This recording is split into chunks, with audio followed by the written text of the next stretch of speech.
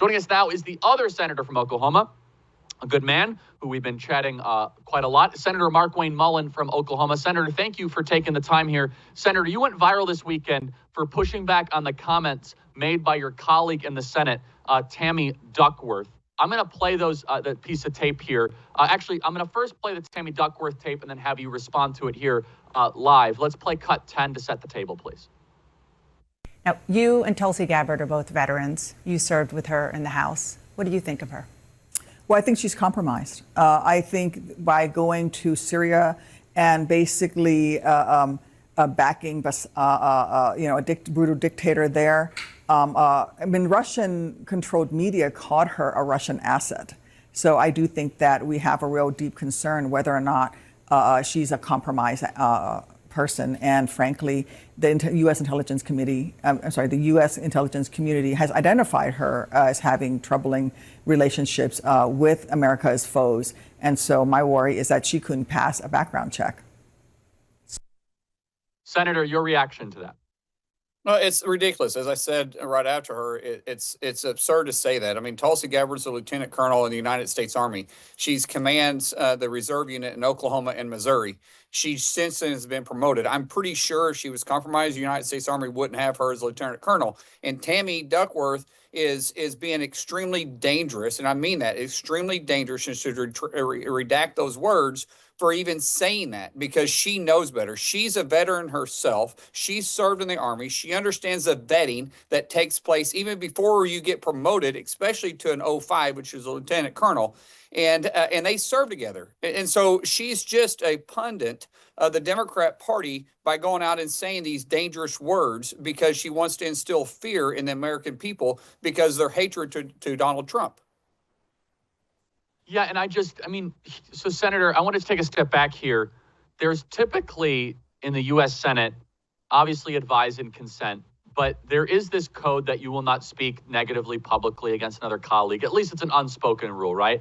Now, Tulsi is not a member of the Senate, but shouldn't there be similar sort of respect for fellow veterans and people that are currently serving? I mean, I find this to be a repulsive comment by Senator Duckworth, and with no basis whatsoever. I'm sure you agree in theme, Senator, here. Well, it's even deeper. It is kind of an unwritten code that you walk on very dangerous ground, or what I say hot coals, when you're talking about a fellow member of or a colleague of yours. But it's even deeper when you start talking about a veteran. And yes. and Tulsi's not a veteran yet because she's still in the Army. But when you start talking about Tammy Duckworth and talking about someone that is still in uniform, that is I would say you're not just walking on hot coals, you're completely on fire and out of touch, because there's a lot of men and women in uniform that's going to push back on you immediately because of what you're saying. And it's absurd. And let me reiterate this, Charlie. It's absurd for her to say that. Tulsi is a lieutenant colonel in the United States Army, and you're saying she's a Russian asset? So you're saying that the United States Army is corrupt? You're saying that those that promoted her promoted a Russian asset and knowingly letting her serve and command the reserve unit in Tulsa or in Oklahoma and Missouri? You're saying that the United States Army doesn't know what you know. That is ridiculous. Yeah, and so I want to just once and for all, Senator, kind of clear the air on this. The New York Times just published a ridiculous piece a couple days ago saying that Tulsi Gabbard was a Putin propagandist and essentially a Russian asset. Not until 6 paragraphs down do they finally fess up and admit there's absolutely zero evidence she ever collaborated with Russian intelligence. And so you have to ask the question, where does this come from? This comes from her having different foreign policy views, which is part of the country. You can have disagreements on certain stuff. I certainly am against what's happening in Ukraine. People can disagree, fine. However, we're getting to really dangerous territory where you can call someone a Putin propagandist. I thought the U.S. Senate would take advise and consent, at least with a heavier weight, right, Senator, than engaging in this anonymous throwing of accusations. And so can we clear the air here? What are the accusations against Tulsi Gabbard, and what is the truth, Senator, to the best of your knowledge? Well, the accusation is the same thing they accuse President Trump of being, right? The Russian collusion, Russian asset. He's compromised because he has business, because he conversates with Putin. It's the same storybook that the Democrats used on Oregon, and you said that best. I mean, either you're racist, you're misogynist, or you're a Russian spy. That's kind of like their playbook that they continue to go over and over and over again with. And so what people are complaining about is I think it was 2019, maybe 2020. I can't remember which year it was.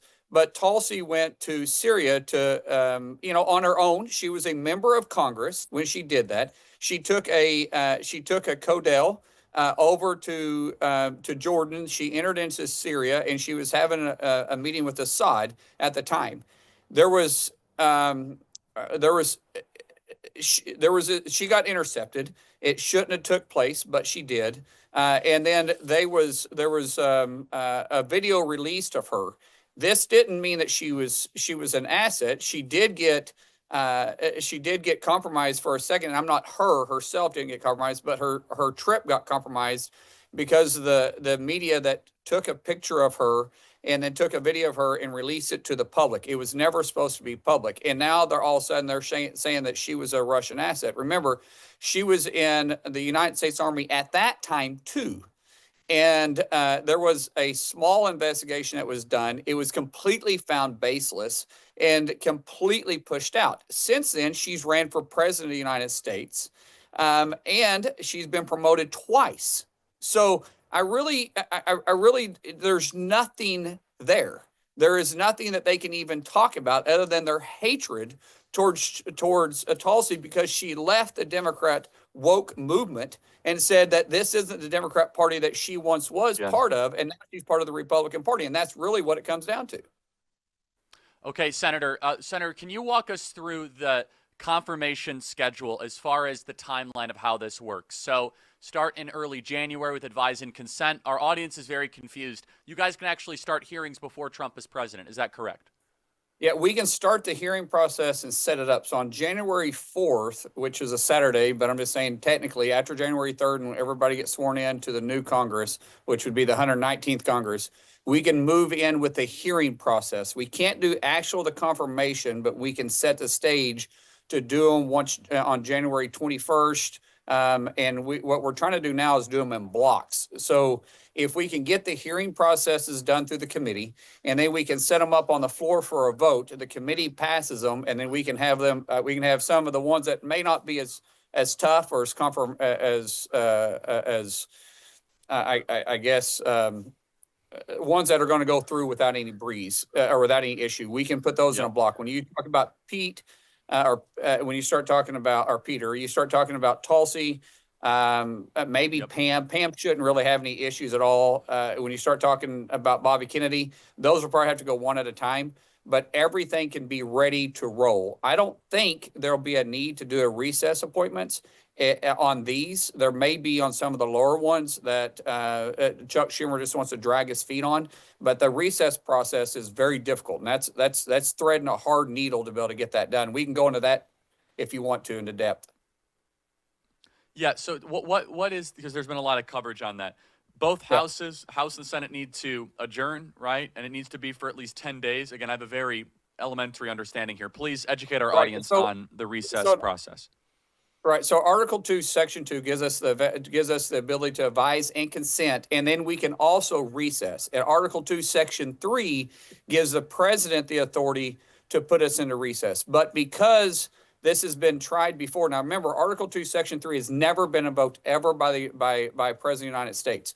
Underneath the Obama administration in 2014, that both chambers did recess. And by the way, when both chambers recess, it has to be a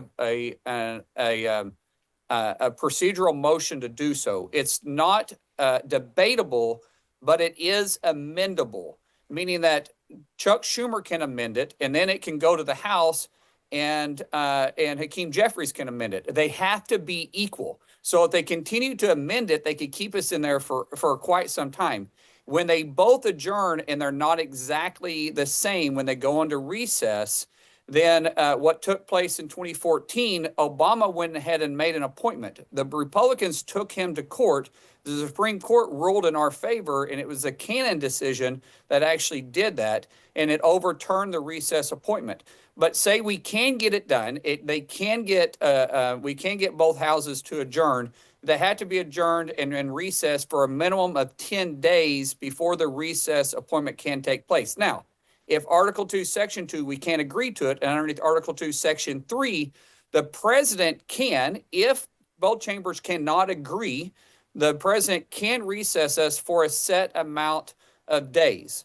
If that takes place, the person that is appointed in over recess is not a permanent position, and it's an unpaid position.